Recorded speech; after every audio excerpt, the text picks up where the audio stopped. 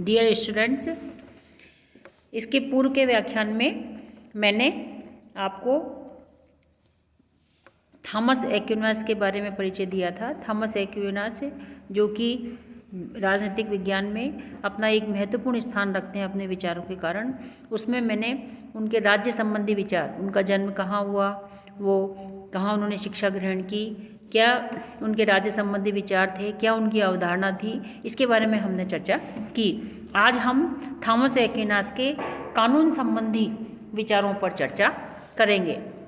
ये कानून संबंधी जो विचार हैं उन पर, थॉमस एक्विनास के कानून संबंधी जितने विचार थे उन पर जो अरस्तु का महान प्रभाव था। अरस्तु जो कि महान विचारक रहे हैं, कानून की जब उन्होंने कानून की व्याख्या की तो उन्होंने सिसरो, आगस्टाइन और रोमन जो विधि शास्त्री हैं उनके विचारों का भी अध्ययन किया। तो हमें थॉमस एक्विनास के कानून संबंधी जो विचार है उनमें अरस्तु, सिसरो, आगस्टाइन और रोमन विधि शास्त्रियों के जो विचार हैं उसका समन्वय परस्पर देखने को मिलता है।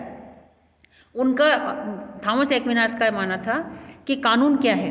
कानून विवेक का वो आदेश है जिसे लोकहित के लिए किसी ऐसे व्यक्ति ने प्रख्यापित किया हो जो समाज कल्याण के लिए उत्तरदायी हो। मतलब किसी ऐसे व्यक्ति ने, मतलब हो सकता है वो शासक भी हो सकता है वो धार्मिक नेता भी हो, कोई भी हो वो, तो वो विवेक का आदेश है कानून जो लोकहित के लिए काम में आता है और उसको किसी ऐसे व्यक्ति ने लागू किया हो जो समाज कल्याण के लिए उत्तरदायी हो। तो हम निश्चित रूप से समाज कल्याण के उत्तरदायी किसको मान सकते हैं? एक शासक को मान सकते हैं, राज्य को हम मान सकते हैं। स्पष्ट है कि शासक का आदेश ही आवश्यक नहीं है कि उसका विवेक सम्मत हो, बल्कि यदि शासक का आदेश विवेक सम्मत नहीं है तो वह सच्चा नहीं है। इसी प्रकार विवेक का वह आदेश भी कानून नहीं है जब तक राज्य द्वारा जारी नहीं किया जाए। मतलब राज्य के द्वारा भी जारी किया जाना चाहिए और साथ साथ में वो विवेक सम्मत भी होना चाहिए। वो लोकहित, मानव समाज के लिए, कल्याण के लिए उत्तरदायी होना चाहिए। थॉमस ये मानते थे कि कानून सार्वभौमिक है, उसके ऊपर कोई सत्ता नहीं है। कानून का पालन सबके लिए अनिवार्य है। राजा मनमाने तरीके से उसमें परिवर्तन नहीं कर सकता। कानून अस्वाभाविक होकर मनुष्य के स्वभाव के विपरीत कार्य नहीं कर सकता। वह बस उसे स्वाभाविकता होती है, उसमें स्वाभाविकता होती है कि वो कभी भी मानव स्वभाव के विपरीत कार्य नहीं करेगा। थॉमस का कानून का स्रोत वो किसको मानता है? प्रकृति को मानता है। थॉमस एक्विनास वो मानते हैं कि कानून का जो सोर्स है, स्रोत है, वो प्रकृति है और इसीलिए उन्होंने कानूनों का वर्गीकरण 4 श्रेणियों में किया है। एक तो शाश्वत कानून, एक प्राकृतिक कानून, एक देवी कानून और एक मानवीय कानून। जो सबसे पहले हम शाश्वत कानून के बारे में देखने का प्रयास करेंगे, जानने का प्रयास करेंगे कि शाश्वत कानून क्या है। शाश्वत कानून का संबंध ईश्वरीय विवेक से है, जिससे पूरी सृष्टि संचालित होती है, पूरी सृष्टि जिससे व्यवस्थित होती है। यह विधि मनुष्य की भौतिक प्रकृति से ऊपर है, वह मनुष्य की समझ से बाहर है, मनुष्य इसको समझ नहीं सकता। ये जो कानून है, शाश्वत कानून, ये प्रकृति में, संपूर्ण प्रकृति में पाया जाता है। मानव में, जड़ में, पशु में, देवताओं में, सभी में ये सभी इसके अधीन हैं। यह सर्वोच्च विवेक का प्रतीक है जिसे पूर्ण रूप से न समझ पाने के कारण ही मनुष्य क्या है, हमेशा भाग्य भरोसे बैठा रहता है और सीमित बुद्धि के कारण, इसे न समझ पाने के कारण प्राकृतिक कानून के रूप में ईश्वर मनुष्य को शाश्वत कानून का आभास देता है कि प्राकृतिक कानून के रूप में ईश्वर, जो ईश्वरीय, एक तरह से हम ये कहते हैं कि जो भी करेगा भगवान करेगा, तो ये भगवान जो करेगा वो क्या है? शाश्वत कानून है कि भगवान विवेक के आधार पर करेगा, जिसमें हर चीज़ उसमें समाहित, प्रकृति की हर चीज़ उसमें समाहित होगी, चाहे वो जड़ हो, चाहे वो पशु हो, चाहे वो मनुष्य हो, कोई भी हो, सब इसके अधीन है, शाश्वत कानून के अधीन है।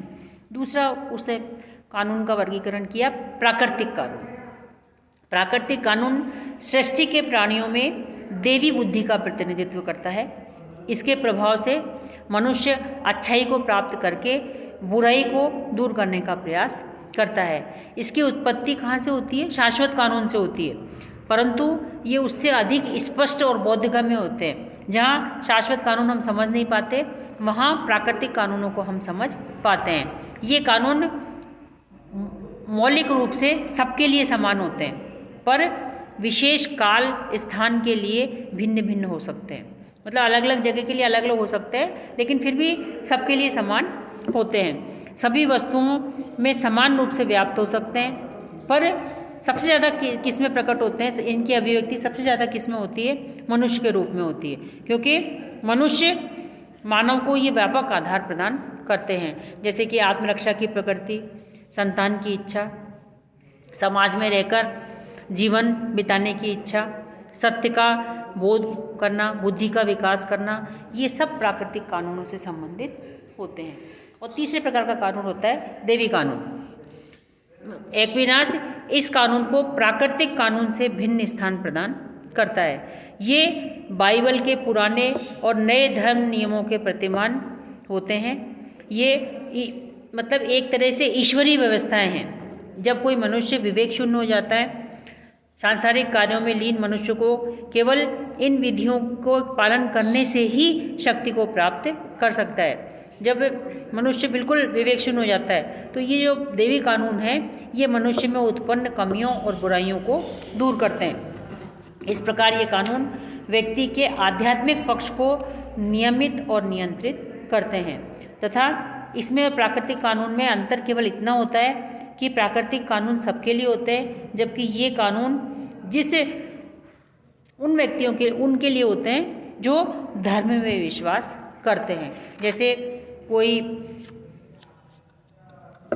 हिंदू धर्म में विश्वास करता है, कोई मुस्लिम धर्म में विश्वास करता है, तो मुस्लिम धर्म की जो टीकाएं हैं या हिंदू धर्म की जो टीकाएं हैं, जो उनको पालन करता है वो उनको दिशा निर्देश प्रदान करते हैं, और यही दैवी कानून होते हैं। और चौथे प्रकार के कानून होते हैं मानवीय कानून।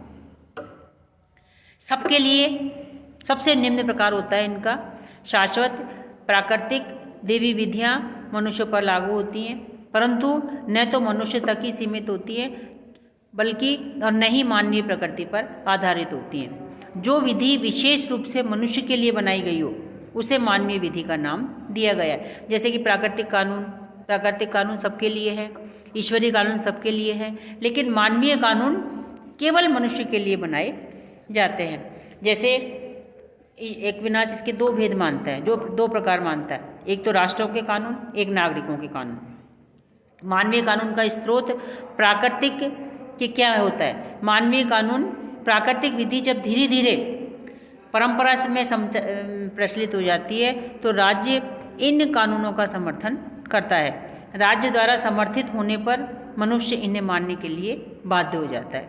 इनके पालन से सामाजिक व्यवस्था को बल मिलता है, और पालन न करने से व्यक्ति राज्य द्वारा दंड को प्राप्त करता है। मानवीय कानून समाज के रक्षक होते हैं, उनको लागू होने से राज्य मनमानी नहीं कर सकते। एक्विनास मानवीय कानून को प्राकृतिक कानून के अधीन मानता है। ये कानून प्राकृतिक कानून से असंगत नहीं होते और विवेक सम्मत होने चाहिए। यदि विवेक विरोधी है तो उसे मानने के लिए व्यक्ति बाध्य नहीं है।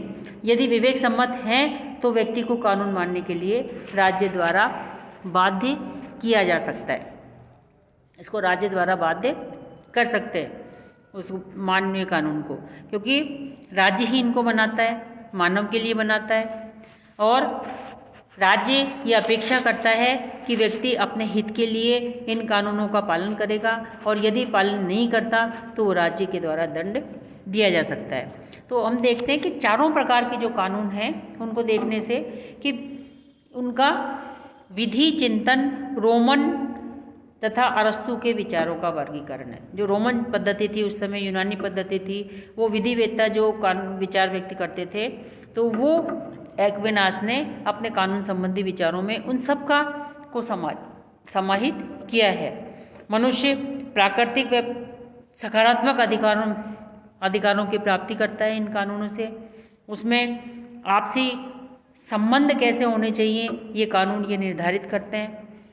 जहाँ शाश्वत कानून विश्व को नियंत्रित करने की योजनाएं जो ईश्वर के मस्तिष्क में विद्यमान है, मनुष्य जिसको समझ नहीं पाता।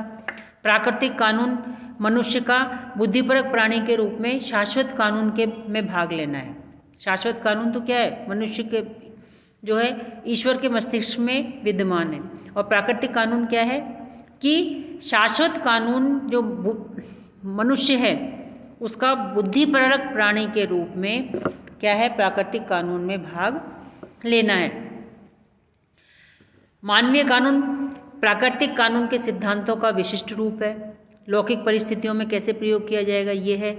देवी कानून वह है जिसके द्वारा मानव विवेक की सीमाओं और अपूर्ण की प्राप्ति करता है, मनुष्य को पारलौकिक लक्ष्य की ओर निर्देशित करता है। देवी कानून वो है मनुष्य विवेक की सीमाओं के बीच में इसकी प्राप्ति करता है तथा मनुष्य को जो पारलौकिक लक्ष्य है उसकी तरफ ले जाता है। तो हम देखते हैं कि एक्विनास ने कि राज्य संबंधी राज्य को किसके अधीन कर दिया, कानून के अधीन, कि राज्य का कर्तव्य है कि वो कानून के माध्यम से शासन करे। इसीलिए हम एक्विनास को मध्य युग का महानतम दार्शनिक मानते हैं कि एक्विनास मध्य युग का एक ऐसा सर्वाधिक प्रतिभा संपन्न दार्शनिक था जो मध्य युग के समग्र विचारों का प्रतिनिधित्व करता है। उसका महत्व इस बात में है कि उसने लंबे समय से अलग अलग विचारधाराओं को एक पद्धति के रूप में इकट्ठा करने का प्रयास, उनको संश्लेषित करने का प्रयास उसने किया। एक्विनास ने विभिन्न विधिवेत्ताओं, धर्मशास्त्रियों, टीकाकारों, ईसाई प्रचारकों, चर्च और राज्य के समर्थकों के जो राज्य के समर्थक थे उसके विरोधी थे, तो जो विभिन्न परस्पर विरोधी विचार थे और दृष्टिकोण थे उनमें एकता और क्रमबद्धता उसने लाने का प्रयास किया। उसके समय से पूर्व जो अलग अलग विचार चल रहे थे विधिवेत्ताओं में, धर्मशास्त्रियों में, टीकाकारों में, उनको उसने एक जगह करने का प्रयास किया और क्रमबद्धता लाने का प्रयास किया। उसने जो समस्त ज्ञान है उसको एक पिरामिड के समान माना जिसका आधार विभिन्न ज्ञान विज्ञानों से मिलकर बना है, जिसमें दर्शन का स्थान उसने सर्वोपरि माना। उसका मानना था कि धर्म व दर्शन, बुद्धि व विवेक, श्रद्धा और विश्वास में कोई विरोध नहीं है, इसलिए हमें परस्पर समन्वय के आधार पर अध्ययन करना चाहिए। अरस्तु को हम क्या कहते हैं? अरस्तु को ये कहा जाता है कि वो मध्य युग का अरस्तु है। तो मध्य युग का अरस्तु कैसे अरस्तु? उसने अरस्तु के दर्शन रूपी नींव पर चर्च, धर्मशास्त्रियों के विचार, पोप की श्रेष्ठता, सबके रूपी भवन का उसने निर्माण एक्विनास ने किया। अरस्तु के जो आधारभूत विचार थे उसको बाइबल की शिक्षाओं से समन्वय करके उसने एक नई विचारधारा को जन्म दिया। इसलिए अरस्तु को मध्य युग का अरस्तु भी हम कहते हैं। एक्विनास ने अरस्तु के समान ये स्वीकार किया कि कुछ तत्व ऐसे हैं जो कि बुद्धि से परे हैं, जिनका ज्ञान ईश्वरीय श्रद्धा से ही संभव है, कि हर व्यक्ति नहीं कर सकता। यदि ईश्वर में श्रद्धा रखेंगे तो ही हम उसको प्राप्त कर सकते हैं, अन्यथा प्राप्त नहीं कर सकते। अरस्तु के समान ही उसने ये माना कि मानव समाज की रचना सब व्यक्तियों के हित के लिए हुई है तथा उसमें मानव समाज से श्रेष्ठतर स्थान देवी समाज को दिया। अरस्तु के समान ही उसने ये भी माना कि मनुष्य के सांसारिक जीवन के लिए राज्य का कार्यक्षेत्र व्यापक होना चाहिए, पर राज्य को सर्वोच्च मानते हुए भी उसका ये आग्रह था कि चर्च राज्य से श्रेष्ठ है। शासन के विभिन्न रूपों के वर्गीकरण में भी उसने अरस्तु का अनुगमन किया, मिश्रित शासन व्यवस्थाओं को श्रेष्ठ बताया और अरस्तु के जो नैतिकता और आचार संबंधी विचार हैं उनका भी उसने समर्थन किया। तो हम एक्विनास को राजदर्शन में एक महत्वपूर्ण महान दार्शनिक हम उसको मानते हैं। उसकी अरस्तु की, एक्विनास की क्या क्या देन है कि एक्विनास ने कानून की सर्वोच्चता का प्रतिपादन करके वैधानिक राजतंत्र की नींव रखी। उसने यूरोप में संविधानवाद फैलाया। उसने अपने इन विचारों से अरस्तु का अनुसरण किया। उसने मध्ययुगीन अंतर्राष्ट्रीयता का विरोध करके नागरिकता को उच्च स्थान प्रदान किया। लोक कल्याणकारी राज्य की अवधारणा को उसने स्वीकार किया तथा आधुनिक प्रजातंत्र की भावना को उसने संजोया एक तरह से।